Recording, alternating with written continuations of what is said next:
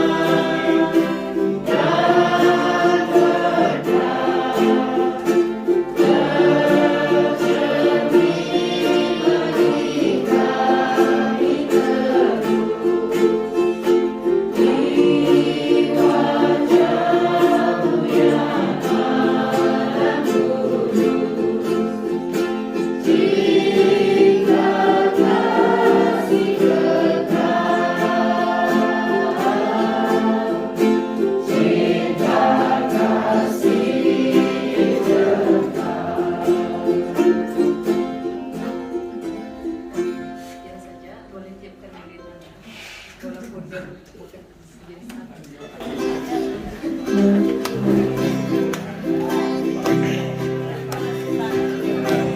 Feliz Navidad.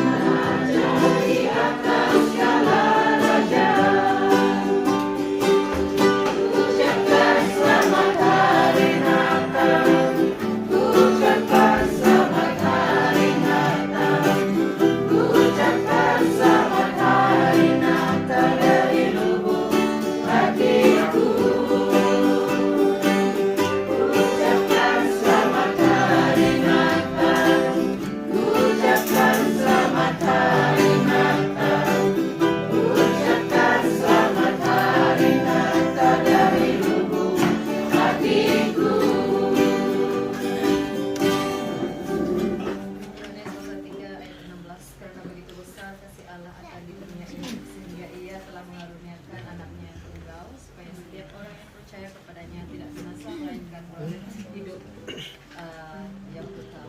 Dari pulau dan benua.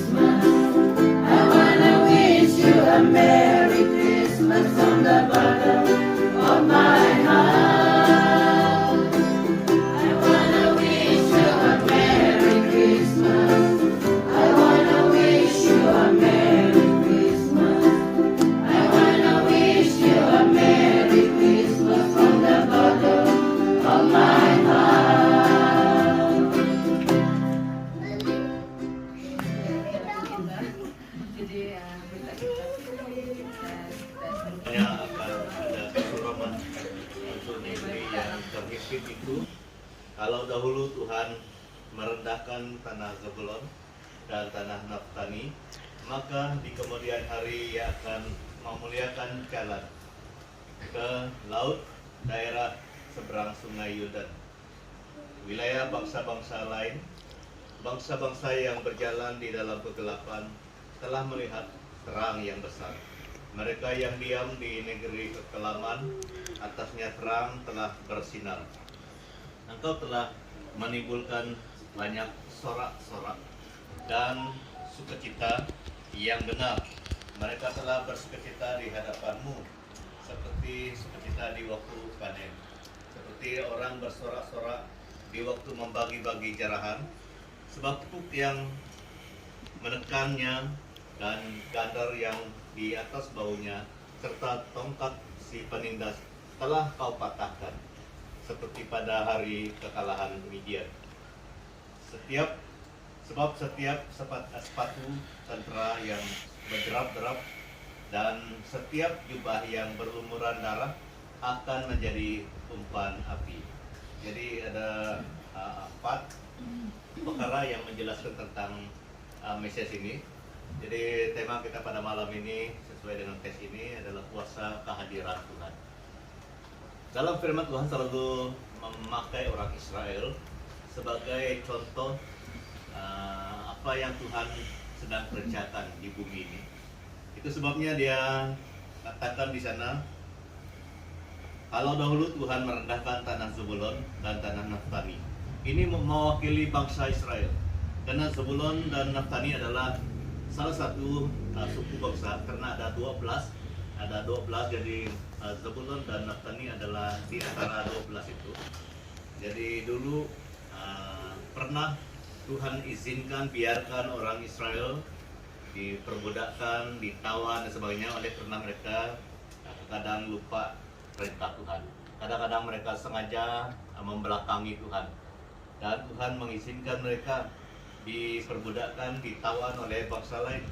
Tetapi message yang Tuhan sampaikan kepada mereka dan kepada kita semua juga khususnya, dia katakan tidak selamanya akan terjadi kesuraman untuk negeri yang terhimpit itu. Jadi ini merupakan satu tindakan Tuhan. Tuhan memang izinkan mereka diperbudakkan dan ditawan oleh bangsa lain, tapi tidak selamanya. Tidak selamanya Tuhan membiarkan mereka dibelenggu. Dan kalau kita ingat apa maksudnya untuk kita hari ini, itu sebabnya Yesus datang ke bumi ini karena Tuhan tidak mau kita terbelenggu oleh dosa dan kuasa kegelapan. Jadi dia mempunyai rencana yang istimewa yang kita rayakan musim Krismas seperti ini, di mana ada utusan yang istimewa yang datang ke bumi ini. Di sanalah Tuhan melakukan sesuatu karena Tuhan tidak mau manusia ciptaannya terus dibelenggu, terus di dalam kesuraman. Itu yang nomor satu, di mana Tuhan sebenarnya memberi pemulihan. Yang pertama, yang dalam teks ini Tuhan memberi pemulihan. Bukan saja orang Israel, tetapi kita semua sampai ke hari ini. Jadi orang Israel adalah mewakili gambaran yang Tuhan pakai, karena ada masa mereka dalam kesuraman, dalam impitan, dalam perbudakan, dalam jajahan, tawanan, tetapi tidak selamanya Tuhan membiarkan. Kenapa Tuhan tidak membiarkan selamanya? Karena dia mengasihi, karena dia tetap mengasihi, dia akan memulihkan. Itu yang pertama. Yang kedua, kuasa Tuhan hadir dalam kehidupan kita, di mana dia katakan bangsa yang berjalan dalam kegelapan telah melihat terang besar. Mereka yang diam di negeri kekelaman, atasnya terang telah bersinar. Jadi poin yang nomor dua itu adalah Tuhan membawa terang. Walaupun orang Israel dan kita pernah dalam kegelapan. Kalau orang dulu, sebelum orang Kristen dulu, kalau musim kita ada tepang, kata orang dulu tuh, tidak boleh melanggar itu. Kalau ada burung isit, dia melintas kita, walaupun kita sedang pergi mengetam padi, tidak boleh pergi mengetam padi. Itu pantang larang mereka. Itu perbudakan yang pernah membudakkan atau menjajah dan membuat kita dalam tinggal kegelapan. Orang-orang tua kita dulu pernah tinggal dalam kegelapan, jadi dikuasai oleh kegelapan. Saya pernah juga dengar cerita orang tua, rusa itu tidak boleh dimakan. Kenapa? Kalau makan rusa itu adalah satu pelanggaran adat orang dulu punya. Jadi waktu terang Tuhan datang, semua barang boleh makan, termasuklah rusa yang kita tidak boleh makan dulu. Jadi ini merupakan message kuasa kehadiran Tuhan, di mana Tuhan membawa terang. Itu sebabnya kita selalu memakai simbolik di lampu-lampu begini, lampu-lampu di pokok Krismas, lampu-lampu di rumah ataupun di gereja juga menjadi lambang Tuhan datang membawa terang. Jadi kita juga patut bersyukur karena kita adalah di antara orang yang sudah diterangi hati kita. Siapa yang menerangi hati kita adalah Tuhan Yesus. Dan walaupun Tuhan Yesus di surga, tapi yang bersama dengan kita adalah Roh Kudus dan firman-Nya. Itu yang selalu menerangi hati kita, hidup kita, firman-Nya dan kuasa Roh Kudus-Nya. Dan saya percaya karena kita selalu belajar firman Tuhan, tatkala firman Tuhan diperlukan, itulah Roh Kudus selalu mengingatkan kita tatkala kita perlu. Kadang-kadang kita mau membalas dendam, tapi Roh Kudus mengingatkan jangan membalas kejahatan dan kejahatan. Itu juga cara Tuhan memberi terang dalam hati kita, di mana Dia selalu ingatkan kita dengan firman Tuhan. Jadi kita adalah orang yang berbahagia karena kita mempunyai terang di dalam hati dan hidup kita. Siapa yang bawa terang itu adalah sumbernya adalah Tuhan Yesus. Sebabnya kita selalu bersukacita di musim Natal seperti ini karena kita sudah mempunyai sumber terang itu. Itu yang kedua. Nomor 3 itu adalah Tuhan membawa sukacita. Dia katakan dalam ayat yang seterusnya, Engkau telah menimbulkan banyak sorak-sorak dan sukacita yang besar. Mereka telah bersukacita di hadapanmu seperti sukacita di waktu panen ataupun waktu orang menuai hasil ladang, seperti orang bersorak-sorak di waktu membagi-bagi jarahan. Saya ingat waktu musim di kampung dulu, waktu orang pergi ke padi. Apatah lagi kalau padi itu memang bagus sekali. Dan saya ada beberapa kali lah waktu remaja muda dulu pergi bergilir pelak daun pernah ada. Jadi waktu orang buat masakan, kita pergi pelak daun itu tidak alang-alang kadang-kadang. Apalagi kalau musim dulu banyak babi itu, tidak ada seperti sekarang tuh babi sudah banyak dibunuh. Jadi bagi orang yang betul-betul merasa bersukacita, tidak dia rasa rugi dia menyembelih babi waktu pelak daun seperti itu. Jadi makan besar kata mereka. Kita punya nasi pun bungkus. Dia punya bungkus tuh bukan dia macam bungkusan nasi sehat. Dia macam besar kepala ini. Amin terselani seluruh. Dan ketika kita ini memang orang biasa lah dengan waktu orang pelak daun. Kita punya makanan tuh memang spesial. Jadi apalagi kalau musim ada babi ataupun musim ada babi, memang ada yang pergi buru lah. Kami waktu saya remaja dulu selalu juga begitu. Ada masa kalau musim babi makan getah tuh, walaupun musim menuai, malam memang semangat untuk pergi memburu. Kadang-kadang dapat juga. Jadi besok kita makan babi bersama-sama dengan orang yang pergi ke padi. Suasana orang pergi ke padi yang saya lihat adalah suasana yang penuh dengan sukacita. Karena itulah masa kita kumpul semua hasil ladang kita. 1 tahun mereka membuat ladang, jadi pada waktu mereka mengetam padi memang ada sukacita. Kalau padi itu memang bagus lah. Tapi kalau padi itu ada juga masalah kurang, memang tidak berapa. Tapi biasanya padi kita di Baram dulu memang selalu bagus lah. Jarang juga dia kena penyakit. Ada masa dia kena penyakit, tapi waktu dia bagus memang kita penuh dengan sukacita. Itu juga digambarkan dalam bagian ini. Jadi sebenarnya sumber sukacita yang pasti itu adalah daripada Tuhan. Jadi ini yang kita perlu pertahankan dalam kehidupan kita. Jadi hari-hari ini memang banyak yang membuat kita gelisah, membuat kita tercabar kadang-kadang. Tetapi apabila ada sumber sukacita, Yesus Kristus ada dalam hati kita, maka kita boleh tenang. Jadi ada juga banyak lagu yang menceritakan bahwa Engkaulah sumber sukacitaku. Itu adalah Tuhan Yesus. Yang terakhir, kita juga tahu bahwa Tuhan membawa kemenangan. Dia menghentikan peperangan. Kalau kita melihat dari sebab Puk yang menekannya dan gandar yang di atas bahunya serta tongkat si penindas telah kau patahkan. Kau itu adalah Tuhan. Seperti pada hari kekalahan Midian. Sebab setiap sepatu tentera yang berderap-derap dan setiap jubah yang berlumuran darah akan menjadi umpan api. Jadi tidak ada yang berperang lagi. Peperangan sudah dihentikan. Ada kemenangan. Tuhan membawa kemenangan. Ada sesuatu yang baru datang.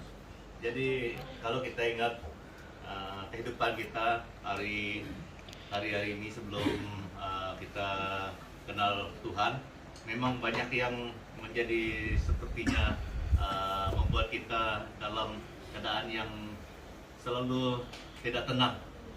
Ada peperangan dalam hati dan hidup kita yang membawa kita tidak ada ketenangan.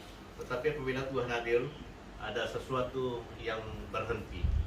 Jadi pikiran, perasaan dan perbuatan kita yang membuat kita selalu tidak tenang itu sudah diartikan oleh Tuhan. Tuhan membawa satu perubahan yang baru. Seperti orang Israel digambarkan di sini, mereka telah dibebaskan daripada kuk yang menekan mereka, itu telah disingkirkan. Dan firman Tuhan katakan dalam bagian ini, si penindas telah kau patahkan, serta tongkat si penindas telah kau patahkan seperti pada hari kekalahan Midian. Sebab setiap sepatu tentara yang berderap-derap dan setiap jubah yang berlumuran darah akan menjadi umpan api. Jadi tidak ada yang berperang lagi, ada sesuatu yang baru. Jadi di musim Krismas seperti ini, kita harus pikirkan Yesus datang untuk membawa satu kemenangan. Tidak ada peperangan yang menakutkan dalam hidup kita.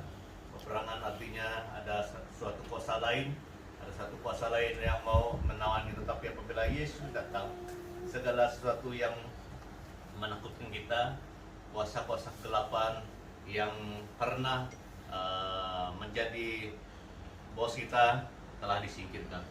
Jadi apa yang dibawa oleh Tuhan adalah kemenangan. Ku diberi kuasa. Ada satu nyanyian yang menyatakan ku diberi kuasa oleh karena Yesus telah datang dalam kehidupan kita. Jadi itu yang keempat yang menjadi kekuatan dan kebahagiaan kita sebagai anak-anak Tuhan. Tuhan yang datang melalui nama Tuhan Yesus Kristus itu membawa kemenangan. Jadi puji Tuhan, ini 4 perkara yang kita belajar hari ini. Yang pertama yang terjadi apabila kuasa Tuhan ada di dalam kehidupan kita, ada pemulihan. Yang kedua, ada terang Tuhan. Yang ketiga, ada sukacita Tuhan. Yang keempat itu ada kemenangan daripada Tuhan. Sekian, terima kasih. Saya beri masa kepada Tuhan.